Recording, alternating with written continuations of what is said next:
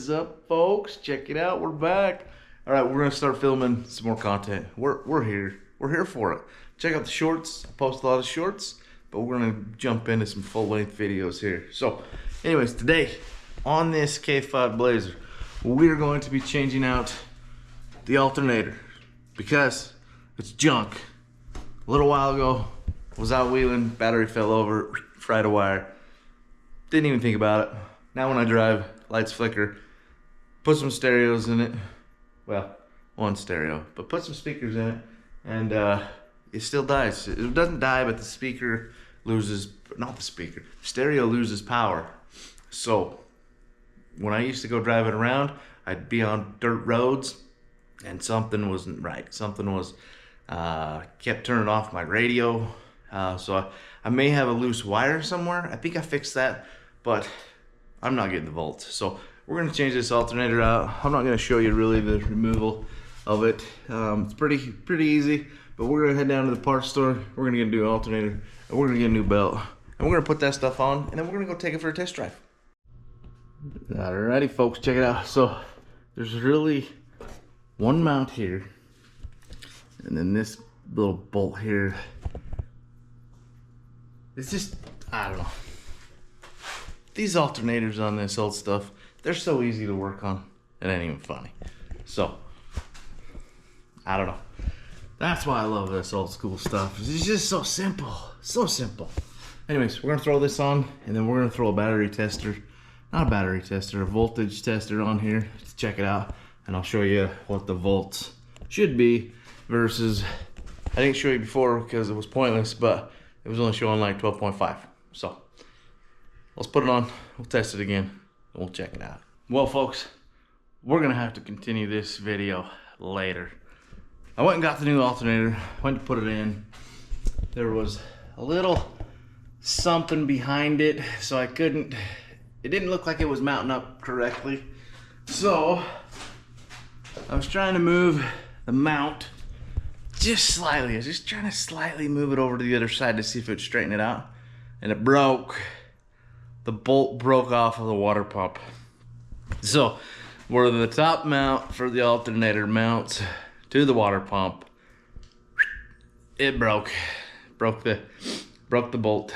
Not the bolt, but it broke the water pump, like the housing for the mount. So anyways, looks like we're gonna be replacing the water pump sooner than later on this bad boy. So anyways, stay tuned.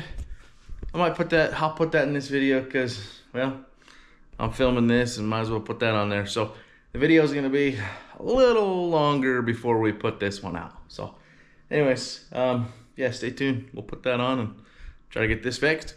What is up, people? Dude, I've been having a heck of a hard time. Not a hard time, it was just a little tedious for me. Working on the Blazer, it's big. I didn't have my step stool either, so I need to get one of those. But we're gonna move the Suburban, and we're gonna go for a little cruise. I gotta check my tire pressure, but we're gonna go for a little cruise in the Blazer. But I wanna show you real quick, so hold on just a minute. I need to show you basically this, I fixed the alternator, put a new one on, but the water pump was broke. So, nah, what do you do? So I put a new water pump on. So, yeah, stay tuned, we're gonna go check it out. All right, folks, so check this out. So this is the old water pump. This thing is old and rusted, but you can see right there by my hand that it broke that bolt, and then there's actually another bolt right there that kind of got broke off at one point for the mount. So I found the mount. Well, I found another bolt that works. So I put a new alternator on, new water pump, put a new power wire in here, and then we put some speakers. So here's my tester. I was testing it and we're good to go.